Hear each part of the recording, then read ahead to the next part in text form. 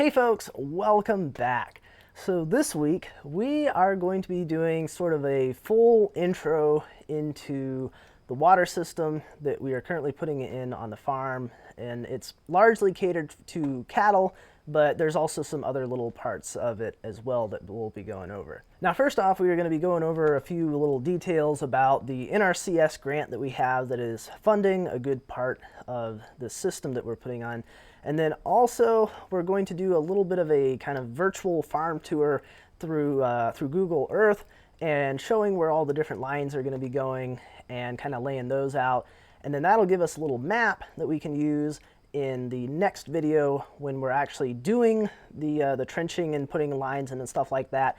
And we can pull that up and then kind of show you guys where we're at with each stage of it and where each part's going on. Otherwise, you don't really have a good reference as to where in the farm we're at. So I've got my laptop here. I've got some notes written down. So if you see me keep on looking down, I'm attempting to keep myself somewhat on track with this. So to start off, we're going to talk just a little bit about the NRCS grant.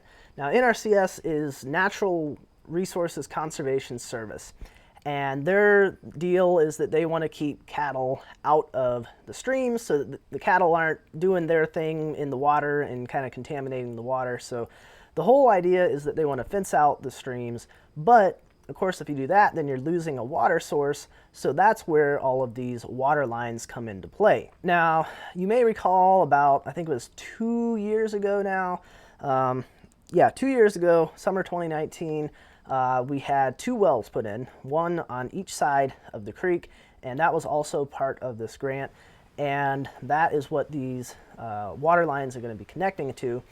And then as the water lines kind of go all around the farm, there'll be little spur lines that'll go off from it, and those will connect to individual water troughs. Then once those are in, we can put in some rotational grazing fencing, so that way you can confine cattle to certain parts of the farm where you want them, and then of course you'll have little individual cattle waters that will go to each one of those. I think in total we've got 9 waters that are going in, and then we also have some other hydrants, frost-free hydrants, that are going in as well. And then of course the waters can be right on a fence line, so you can get 2 different fields with 1 water, and it cuts down on the number of those that we have to install. So moving over to Google Earth here, as you can see, we kind of have an outline of the farm. It kind of looks sort of like maybe a hatchet or something, you know, you kind of got this little thing that shoots off to the left side here, and this is more or less facing north-south. It's tipped a little bit, but just for this we're going to go with it being due north and south, just for ease of explanation. So the part of the farm that of course you have seen the most of is way down here right next to the creek and off kind of to the very far eastern side of the farm, and that of course is the mill house.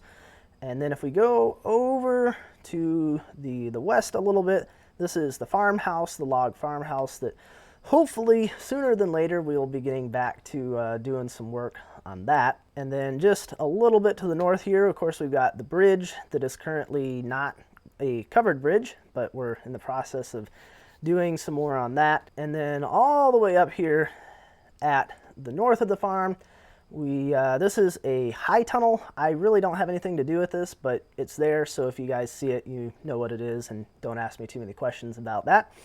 And then of course the thing that's really hard to miss farther south on the farm, of course, this is the MVP Mountain Valley Pipeline, natural gas pipeline that's going in. And if we kind of switch back and forth here between imagery dates, you can kind of see it disappear and then come back again. This is actually, at the time of filming, they are currently in the restoration phase, so they've gotten the pipe finally in. It's taken, we're going on like 3 or 4 years now that it's been torn up back there. So they've got the pipe in, they're getting everything back to grade, they're getting topsoil put across. I think within the next couple days they're going to be hydro seeding that and hopefully getting that kind of finish back off. But anyway, that isn't what today's video is on, but you can see that there as well. And then if we go up here near the high tunnel, this little tiny dot right here, that is the well that's on the north side of the creek. And then if we go over here to the south side of the creek, this is the other well, and you can kind of see the sludge that came out of that from when they were drilling, kind of going down the hillside there. So we started on the north side of the creek here, and I didn't do any filming over here because there was just a ton of rock that we were dealing with. It was not good digging through here, and so we were just starting. We didn't totally know what we were doing, so I just didn't even attempt to try doing any filming. But the pipeline starts here up at the well.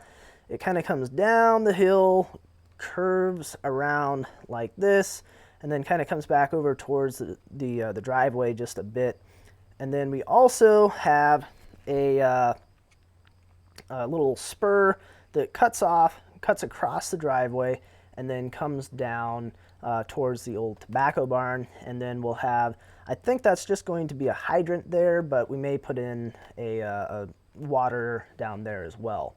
Now on the south side, things are a little bit more complicated because another thing that we have back here that we had to put in about 3.5 years ago was a cistern. And this is a 1,500 gallon tank that's buried, and it's actually right in the pipeline right of way. Now, of course, we had to get this in before MVP came through. That way they just had to deal with it because it was an existing feature of the farm. If we wanted to try getting this in after they came through, we probably wouldn't have been able to do it. It would have been a mess, I'm sure. So, but this is kind of the highest part of the farm, not including the very back mountain. And you can kind of see if we turn it, tilt the image here a little bit, you can see that this is sort of the highest part that's closest to the center of the farm, I guess you could say.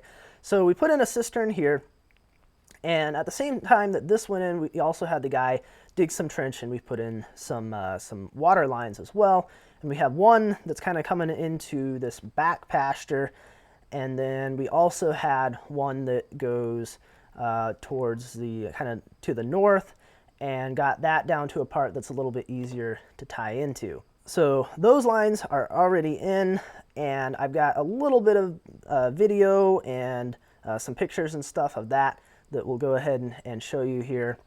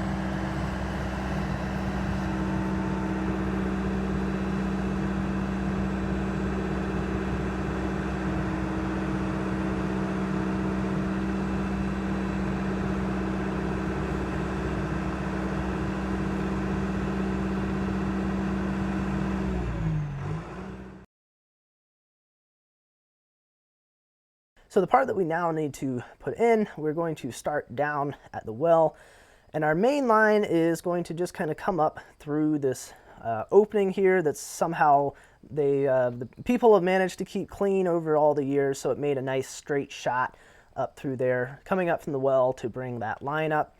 And then it's going to come up around through our little mud hole pond here, and then continue on up. And then we've kind of got another little clear spot coming up through here to where we can bring that up and then tie that into the existing pipe that was already put in several years back. In addition to that, we also have another line that tees off of the main line right about in here, and then that comes across the hill fairly close to the old farm cemetery down into this hayfield, and then that goes straight down the hayfield and connects over to near where the mill house is. That way we've got some sort of a water source down around in that area. There will be a cattle waterer down there, but I'll also have in probably a couple frost-free hydrants that I can hook hoses up to as well. Now, we're also going to have some other little, maybe 10, 20 foot long spur lines that are going to come off of these other main lines.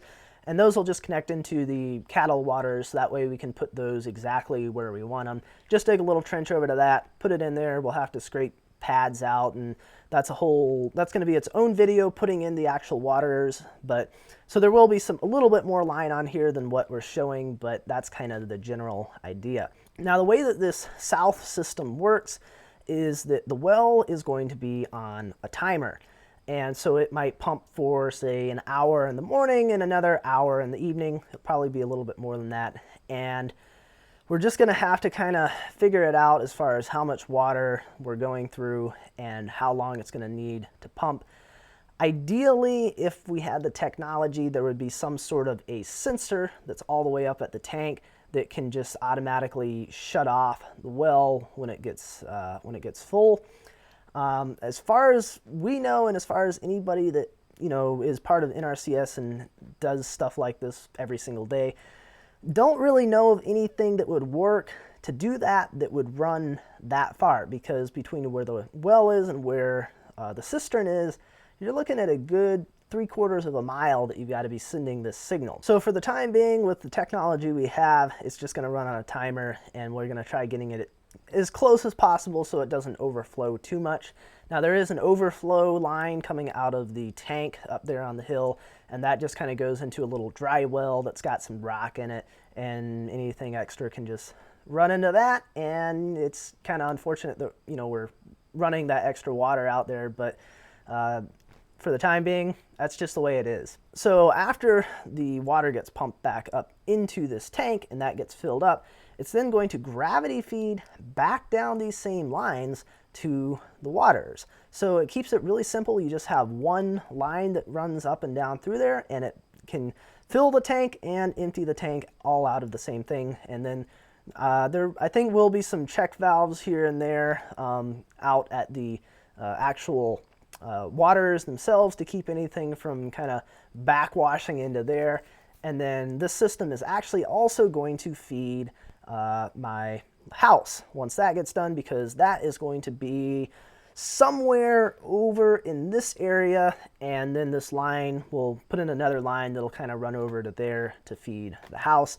So we definitely want to make sure that we aren't getting any cattle spit going back into the lines and coming out of my tap in the house. That would not be very good. I don't think I would appreciate that too much. So definitely are going to make sure that everything is staying contained where we want it to stay contained. So I think this is everything that you guys really need to know to give you kind of the general idea of what's going on.